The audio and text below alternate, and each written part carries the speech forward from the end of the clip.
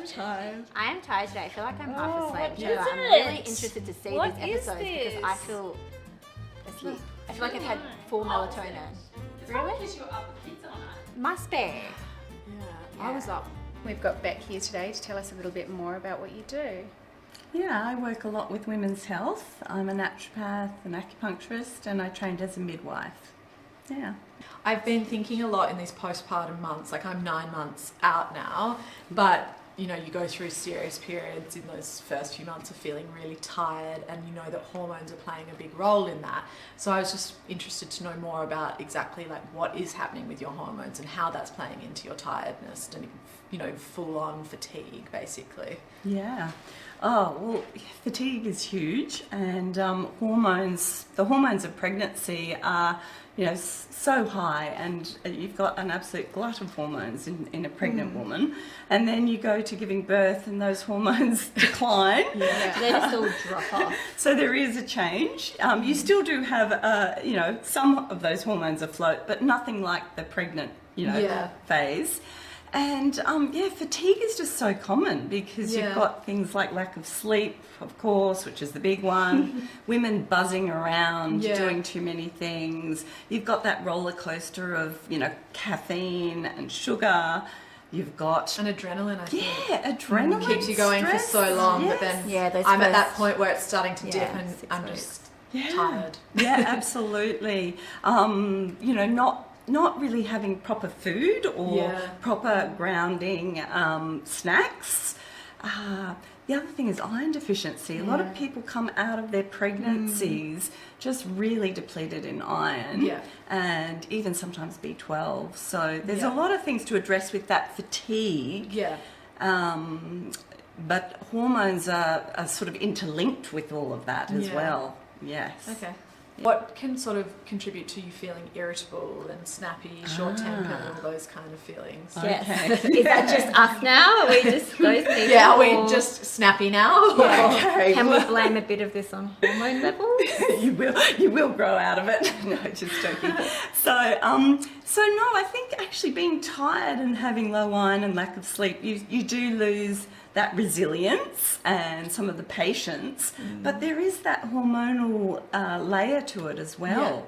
So there's definitely the effect of hormones, and you'll know it's hormones because it'll often be sort of cyclical patterns of that sort of irritability and snappiness, and going from 0 to 100 in terms of anger. Yes. Yeah. And then the guilt comes in because it's like, where did that come from? Sure. Is this like the week before your period? Like that's how when I find I'm the most emotional. I could cry quickly, or I'm short-tempered with my kids, and like you said, then you got the guilt that plays into it when you go to bed that night. And is that when they're peaking? That's definitely a phase to look out for, because you might not initially identify that there's times of the month that are worse, but actually sometimes your partner will.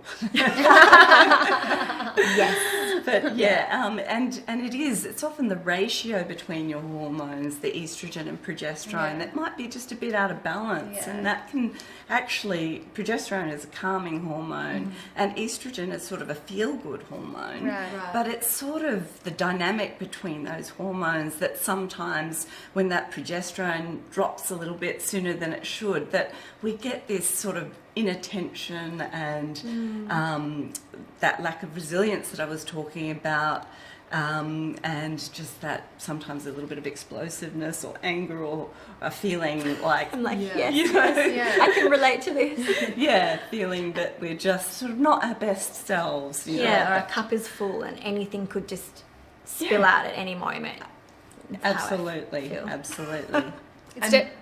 No, you go. It's definitely, I find, a build-up between getting your period. Like, you know that you're being a real bitch. But let's just call it what it is. and you can't help it. But then day one of your period, Feel like a release. is that the hormones just dropping completely? Yeah. And you just feel that, Yeah. I know that was hard, but like, I'm And this over that happens now. Your body is cleansing you of all that resentment But this and happens anger. every month, Yeah. you know, like that's Yeah. a lot. So that's estrogen, is it? Well, you have a dynamic between estrogen and progesterone that seems to, it impacts on the brain, definitely, Yeah. and your moods. And there are other things in the background, like having that unstable platform that we talked about with food and caffeine and sugar and low iron and all of that. So there's lots of things, you know, that come together to create these feelings. But yeah, definitely you have that drop in hormones and you're back to hormonal zero, and you sort of start to feel a bit more neutral again, and you don't have all of that build up of sort of tension that you often have premenstrually. Sure. Yeah. And I'm interested in the link between these hormones and breastfeeding as well, and sort of weaning, because I found when I've recently weaned that the symptoms came on hard and fast in a way that I had never experienced before with my first child and my first weaning experience. Is that a common sort of thing, or you know, is that just them going at different levels? Yeah, well, it's exactly right. So breastfeeding is the most wonderful, I'll put my midwifery hat on. It's kind of the most wonderful sort of, it's not a complete contraception, but it's kind of designed to sort of, in some ways, to space your babies out. So you're not having often that cyclic menstrual period and those cyclic hormones, often for that first 6 months anyway. But of course it varies from woman to woman. And so when you start breastfeeding a little bit less, your hormones are sort of coming to the fore a little bit more, your estrogen and progesterone, and your body's starting to want to cycle again. And that's when it's kind of a little bit of a hormonal pendulum, and you can feel a little bit sort of not quite sure where you're at, sort of, or even like constantly a bit premenstrual, but you know, it's just that your hormones are trying to sort of find their feet again. And sometimes again it goes back to kind of getting a bit of a stable platform, because that can really help with building your hormones too. And is that in eating the right foods and getting your iron checked and to create that stability? Oh, absolutely. So yeah, you're spot on. So eating the right foods, because that provides you building blocks. Actually, stress is a bit of a robber of some of our hormonal building blocks as well, because cholesterol is actually the big building block for a lot of our steroid hormones, so estrogen and progesterone. Particularly progesterone, there's a little bit of a dynamic between too much stress and having lower progesterone. So there's that. And then lack of sleep. You know, we do have a bit of resilience as new mums, just hormonally when it comes to sleep. But, you know, there's that straw that kind of, you know, breaks the camel's back, where you just kind of lack of sleep, buzzing around, you know, all the things that we said before, not eating well. You know. What's the main hormones women should educate themselves on and better understand their moods and general well-being? Okay, so the main hormones that you've probably heard of, so estrogen, that's the sort of feel-good one. When you ovulate, it goes really high and you feel like dancing on tabletops. Maybe not in the early years of child rearing, but remember that. Do you remember that? Yeah. And then progesterone. No. You don't remember that one? Still no. No, not everyone feels like that with estrogen. And then we have progesterone that comes along after we've ovulated, and that's that beautiful hormone that actually progestation, it's the thing that helps with you know, pregnancy, and it sort of is the hormone that can be quite calming to the nervous system. And that's, you know, a beautiful hormone. And then we've got things like your adrenal hormones, your hormones of stress, so cortisol and adrenaline, cortisol being a bit longer lasting. Then we've got the thyroid hormone that sometimes can play up a little bit in women as well. And the final one that I'd like to mention is just, you know, insulin, which is the hormone that is associated with balancing our blood sugar, and sometimes is linked with that kind of deposition of abdominal weight. So how come gestational diabetes? I had gestational diabetes with my first. How does that come into play when you are pregnant? Because I don't have diabetes outside of that, and I'm a healthy person. I don't eat much sugar, but it is hereditary. I do have diabetes in my family, so I do have to I've actually just got bloods to go get checked again now to make sure my sugar levels are all balanced. But why does it come into play when you are pregnant? Why do I It's an interesting one, isn't it? Pregnancy is a little bit of a stress test on the body. So sometimes it does bring things out. And as you said, it was a little bit in your family history. Yeah. Sometimes it's not even there in people's family history, but it probably would, to the surface. It would predispose potentially somebody a little bit more to gestational diabetes if it's kind of there.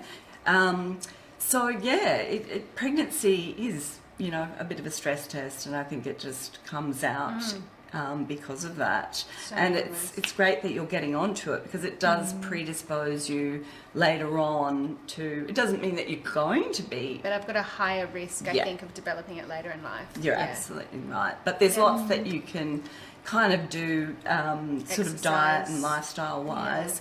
Whereas in sort of basically in pregnancy, sometimes it's a bit harder for women to kind of, get their head around. It's hard to exercise when you're pregnant, and all I was eating was like sausage rolls, so that probably didn't help. All you want to eat is comfort food. Oh, just like I think you're craving sugar and carbs because you're tired, and your body wants that. Trying to get that boost of energy. Starchy sort of food. I definitely wasn't, eating a salad. It's not like I was eating McDonald's or anything, but like, I was. I was having a few sausage rolls and hot cross buns. Sometimes you are just trying to get through. Not that there's anything wrong with it. Everything's balanced. You just try. Sometimes, especially in the first trimester, you're just trying to get through. Whatever you eat. I feel like when you're pregnant and you're craving something, you just don't hold back. No, you're like there's no. It's just like I want that. I'll eat that. Whereas now I'm craving that, but I'll be good. I was like, my body needs this, obviously. The baby wants it. Needs a cheeseburger. I mean, I must admit, I do try and get women to upgrade their diets in pregnancy, because I think it is an opportunity. There is an opportunity, but, not without pressure, without having to be perfect, because we put so much pressure on ourselves anyway. But I think little upgrades and, trying to balance those carbohydrates so you're not having naked carbs, so to speak, so putting some good protein or good quality fat with fibre and your carb is as much as you can, but being kind to yourself as well. It's a balance. At what age do you think we need to become aware of our baseline in the hormone world? When do we get that tested, or when do we? That's a really good question. So, I think, I see some teenage girls who are having problems with their periods, so I might see them at that phase.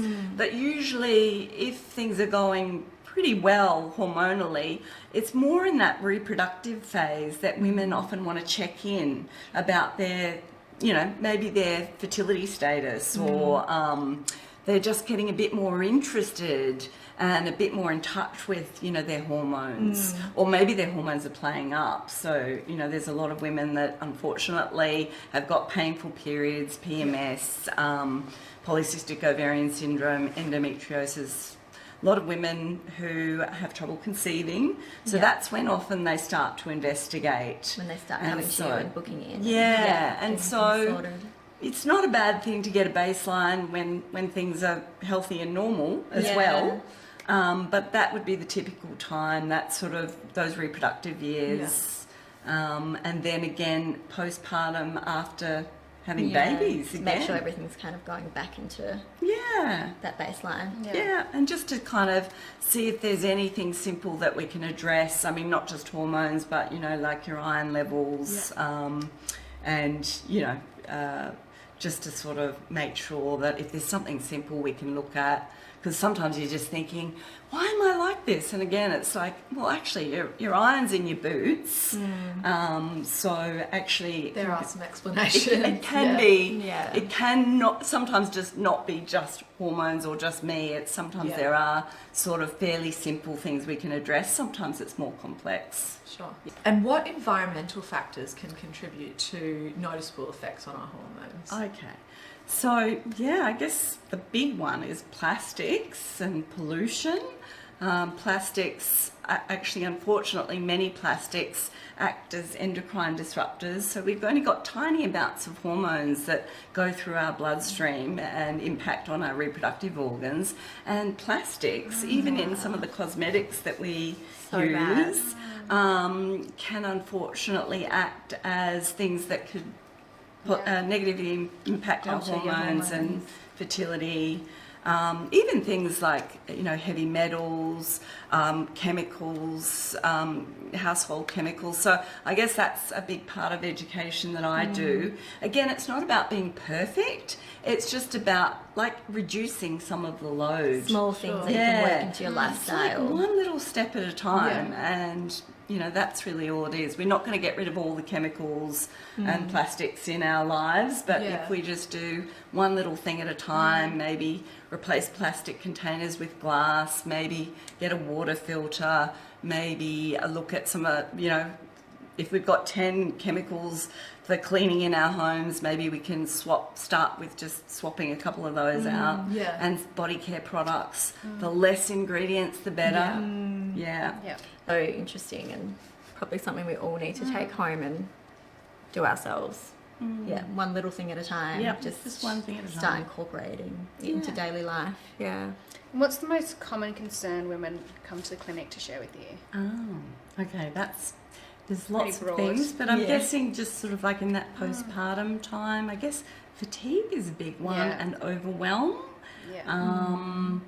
And, I'm not always, I'm not a psychologist or a counsellor, so sometimes I do need to refer women off, but definitely fatigue and sort of overwhelm, like common anxieties. And are they coming to have treatments like acupuncture, or are they coming to check their hormones to see if they're in balance? Or Good question. Yeah, so both of those things actually, because acupuncture is really relaxing, and it kind of helps to put your body in that parasympathetic, more relaxed, calm, healing mode. I guess checking in with hormones is I'm a bit of a nerd when it comes to doing hormone testing. I do love to get a good baseline of female hormones. And how do you get that baseline? What's the procedure in getting your hormones tested if I came to you? Okay, that's a really good question as well, because sometimes women aren't cycling, so they may be breastfeeding, and so when do I get my hormones tested? So you could get them tested at any time, but really the ideal is when you do start cycling again and you've had a few periods, and it's day 2 to 3 of your cycle. So day 2 to 3 of your bleed, you would go in and have a blood draw, and we would typically look at things like estrogen, progesterone, stress hormones, iron, maybe B12, and maybe thyroid. Yeah. And you do it at the clinic? So no, that actually requires you to sort of either I can do a referral, but it's not a Medicare rebatable referral. We do actually have doctors at the practice, so they can sometimes do referrals, but you do need to go into a pathology lab to get a blood draw. There are other sorts of testing, like saliva testing, and even urine testing, but I find that the gold standard really is blood.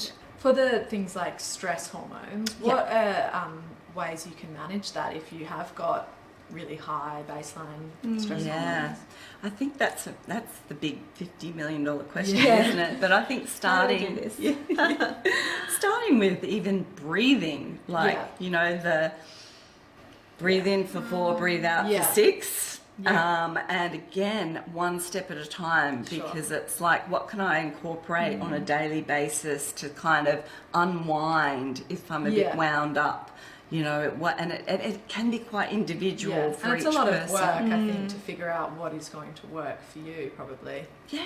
Having that 15 minutes of you time, go for a walk. Yeah. And I know that when I'm stressed and you get a lot of anxiety, tend to not breathe properly. You've got that short really breaths. shallow breath. To the point where you feel really tight in your chest. And you can feel quite faint. Yeah. And I think I've tried to do box breathing and everything to calm myself down. Sometimes it makes me more anxious. Yeah. So like distracting myself with a walk or podcast or music or something is actually got to get me out of that headspace to then get you out of the breathing. funk. Yeah. I think that's great. It's finding the thing for you as an individual that works, and sometimes it means that you have to try several things before you kind of hit on it. Meditation, yoga, anything that is going to... Do you suggest any remedies? For me personally, I think acupuncture. Yeah. I mean, when people are on that table for 30 minutes, it's like they can't solve the problems of the world, and they do go into that deep relaxation state. And then it's kind of trying to bring that into life. But it's like your body gets a sense of, this is what it's like to be relaxed. And then hopefully, at least for a period after the treatment, you can take that on and bring it into your daily life. And I love acupuncture. I know. I always feel like I just want to go and have the longest slumber after an acupuncture session. Make sure you haven't got a gym session afterwards or too much on from school or something. I had it before all my births, actually, acupuncture, and it was and I was getting it and I'd have my session, and then they were putting the little tabs on, just to remind you. And I had them here and on my ankles. I think here. I think that point for me there was really strong. Right, it still is. I think when I touch it, I'm like, ooh. Yep. But I loved it. It was like get into that calm headspace, and it definitely brought on. It lets you focus on what's ahead as well. Yeah. I think it's time that you're focusing on you. I'm about to go into birth and get into that headspace. That was an experience. Last question for you is, what's your best piece of advice for mothers to be or postnatally? Maybe they're two different ones. I mean, I guess it's what we've been saying. You can't tackle everything at once. And it's those slow upgrades, those simple steps that you take that make the biggest difference over a year or over a month or whatever it is, and might be the only thing that's manageable in that phase that you're in. So just one thing at a time, little upgrades to your diet. Just try and have 2 lots of protein in a day. Make sure you're drinking water. Make sure you're carrying healthy snacks. Make sure you're getting out in some greenery. Make sure you're asking for help. Just all the classic things. Like, I think instead of people bringing you gifts, if they could bring you, vouchers or an organic fruit box or lactation cookies, a meal. Just more practical things, more practical support for mum. Got to really nurture our mums because they're, we need. It's like that whole idea of it takes a village, and we've got to ask for help. I think it's a lot about nurturing the mother. In that first 6 to 8 weeks. More so than the baby. The baby's fine. The mother's got the baby. The baby's healthy. If the baby's okay, it's the mother who's going through this huge change in their life, and it can be really hard. And be kind to yourself, and like Brene Brown says, you're enough. I'm enough. Just remember that. Give yourself a pat on the back for the little things. And you can't do much more than that at that stage. Feed and keep this baby alive. I think that is more than enough. I feel like do you feel relaxed? I do. I feel like I want acupuncture right now, like a calming one, but I also want to go for a walk out there. I was like, the greenery. That was great. Thanks so much. Oh, that's all right.